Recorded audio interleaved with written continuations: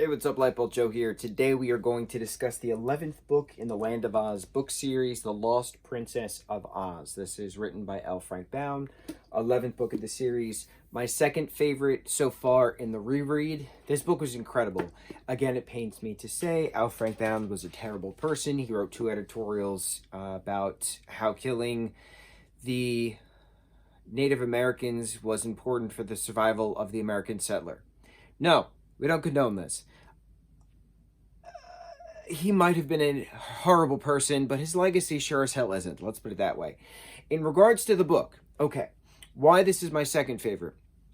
You have Ojo the Lucky and Button Bright in a scene together, literally conversing, expressing ideas, opinions. We don't see Ojo since the 7th book. This is the 11th book, so what, 4 later? 8, 9, 10, 11, 4 later. Button Bright we've seen in plethora of books, but Patchwork Girl, Scraps, we haven't seen her since the 7th book. Woozy, we see him, but like he's not like a part of this. So like the 3 of them are like actual characters again, which is cool. Granted, Button Bright is with his uncle and Dr. Pip doing their own thing, searching for Ozma. The lost princess is Ozma of Oz, and so Button Bright and Scraps are with another group looking for Ozma. So it's a mystery now. So we've had our adventures within adventures, things, right? We haven't really had a mystery before. I've expressed my dislike and contemptuousness for how Baum, there's no consistency. That's the word I was looking for. He would write, people die in Oz, people can't die in Oz. People die in Oz, people can't die in Oz. Then you had people need money in Oz, people don't need money in Oz. People need money in Oz, people don't need money in Oz. You have the magic belt, one from Dorothy from the Gnome King, doing magical stuff for one book, not talked about in another book. Here, another book, meh. Things, right? Things. There's no consistency. This book gave me answers to all of my problems. Well, not all of them, but majority of them. So, Ozma's missing, right? Princess Ozma is missing. Glinda's magic book is missing. Ozma's magic picture frame is missing. All of the wizard's magic items are missing. And then Cake the Cookie Cook, who is a cookie cook, a baker, in the Yip country, on the outskirts of Winky country. Her golden dishpan, which is studded with 3 rows of diamonds on the side, was also stolen, right? Not knowing that it's actually magical, but it's a dishpan and it's stolen. So her and her friend, the human-sized frog, who's called Frogman, and we get his backstory. He fell into a magical puddle at some point and like grew into a human and can talk. Grew into human size and can talk. Cake the Cookie Cook and Frogman go on their whirlwind adventure from Yip into Winky. And then you have Princess Dorothy, you have Trot, you have Betsy Bobbin, you have Hank the Mule, you have the Sawhorse, you have the Wizard, you have Button Bright, you have the Woozy, you have the Patchwork Girl, you have Toto, you have the Lion. I feel like I'm missing someone, but there's a lot of people in this party. Party goes off on their whirlwind adventure.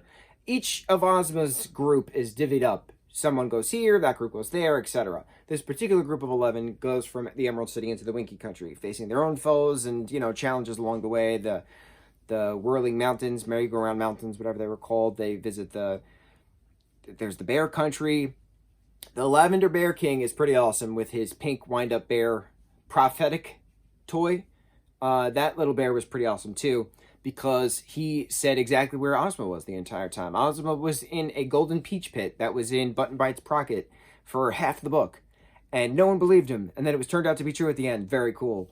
Button Bright gets lost constantly. He finds this random peach that he eats and he sees the golden pit. That's why he keeps it, because he wanted to show the girls. He talks a lot in this book. He doesn't talk a lot in the previous books. Like when we first are introduced to Button Bright, he's very like, I don't know, or doesn't matter, or same to me, like very like 2-worded answers. But like this, like he's speaking actual sentences and like has an actual conscious. Pretty cool character development. Shocking, right? Baum doesn't do that. He does not do that. His lack of consistency is astounding up until this 11th book. It took 11 damn books to finally get some answers. So it's explained in this book that if you're mortal from outside of the land of Oz, you are susceptible to death in the land of Oz.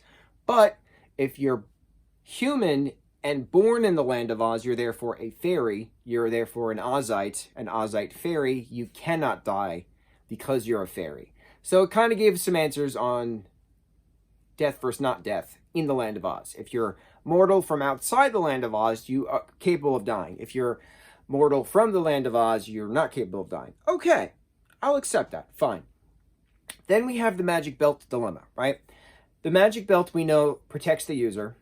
It can grant wishes. It can transform people, right? It has magic to it. We know that Ozma would wear the magic belt. If Dorothy made a specific hand gesture, she would see Dorothy in the magic picture, 4 o'clock on a Saturday, something like that. She would send Dorothy back to Oz, right? Then that plot point was just obliterated completely. It just didn't exist for many, many books. Now, in this one, in the middle of it, Dorothy has the magic belt. The wizard asks her, why don't you just wish yourself over these, Whirly Hill Mountains? And she said, well, I don't want to waste a wish. I can't just, I'll get over there, and what happens to all of you people? And I was like, all right, fine. Well, why don't you just wish everyone to get over the mountain? Why don't you just wish to find the actual location of Ozma, right?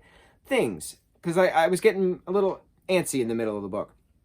And then it was revealed at the end that she was practicing with the belt throughout the story. So while everybody was going to sleep, she would practice. She would make a wish, figuring out what specific gestures, what specific hand motions or whatever she had to do to make a wish come true. She's allotted 1 wish per day. She can actually do transformations, which doesn't equate to doing a wish per day. It still protects the user. So by the time they all face off this Uggo the Shoemaker, UGU, Uggo, he's the one revealed to be a magician who has stolen all of everyone's stuff that has been missing. They track him down in Winky Country. They get to his place. They face off all his trials, if you will, which are just tricks that the wizard and Glinda knew all this time. They have their epic battle, which isn't really a battle. Dorothy wishes him into, not wishes, but Dorothy wishes that her party is saved. That wish comes true. Uggo is mad. She transforms Uggo with the belt into a gray dove. He flies away with Cake the Cookie Cook's dishpan, which is actually a magical transport vehicle. Pretty cool twist as well. He then overhears, Tin Man and Tin Woodman and Nick Chopper and Scarecrow talking about how nice it is to be a bird. You don't have to worry about problems and stuff. And Uggo's like, you know what? It's a good thing I was turned into a bird. So Tin Man and Scarecrow bring the gold dishpan back to Oz, back to the Emerald City, where everybody else meets back up, celebrating Ozma's return from being trapped inside the Peach Pit. Everybody's stuff is brought back. Glinda gets her book back. Ozma is out of the Peach Pit. Wizard gets all his stuff back. They take all of Uggo's other magical items from his family. That way he can't practice magic anymore. Ozma's magic picture frame is back on the wall. They all have a grand celebration for weeks on end, as they do in most of the books at the end of celebrations and stuff. But Uggo has a bird to human moment with Dorothy, with the girls around them, in one of the gardens, and he just asks for Dorothy's forgiveness for him being a complete and total ass, and she forgives him, offers to transform him back into a man, and he says, no, I'm going to be a bird. I can't do harm anymore. I'm just going to be a bird. And then they kind of just leave it at that. That's the end of the book. So a lot of my problems throughout this series, there's 14 books, okay? We're on the 11th. We're almost there. We got 3 left. This 11th book is the direct sequel to the 7th as far as I'm concerned. This is my second favorite in regards to this reread. I know I've said in the last few reviews I have no interest in reading these books ever again. I'm going to change that because I'm still disgusted of what L. Frank Baum did and wrote within those editorials about advocating the mass genocide of Native Americans. I'm not for that, and no one should be ever for that. I think it's important to note, though, that we're acknowledging the past to accept the present, and then what happens next, right? His legacy has no reflection of the disgusted hatred and bigotry that he actually lived in his actual real life. The world he created is just an icon amongst itself. It's taken over so many different communities by storm. His legacy has nothing to do with him being a bigoted, racist pig.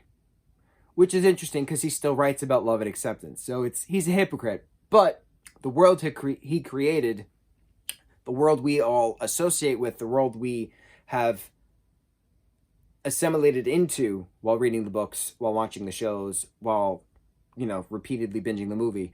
L. Frank Baum might have been a racist pig, but his legacy sure as hell isn't.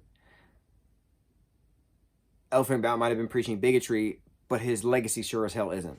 I can't stress that enough. And I have to keep that mindset because the world he created is good.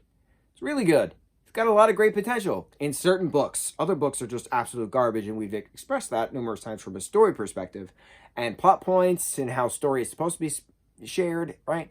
But like, I'm trying to get into a place in my mind where it's okay to appreciate the legacy. I feel hurt from past stuff, but I think it's okay moving forward, accepting the legacy. The community that has become is because of these books. What we've learned, what we've loved, what we've accepted, what we've realized through these books. Very important to note. His personal life is not an actual reflection on the world he created. He's a horrible human who wrote a really good story. This is the really good story. This is my second favorite out of the 11 so far in the reread. We got 12, 13, and 14 left. We'll see how I feel at the end. I will do an actual ranking at the end. I might just read my top 5, moving forward. Maybe my top 3 moving forward. Who knows?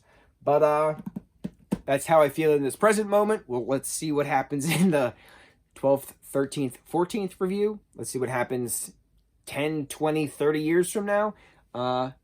Present mindset. April 2nd, 2022 at 21:32. There's a bunch of 2s for you. That is my present mindset. I'm sure it will change. Everything changes for the better. Yes. Somewhere over the rainbow. Dreams do come true. We should mahalo.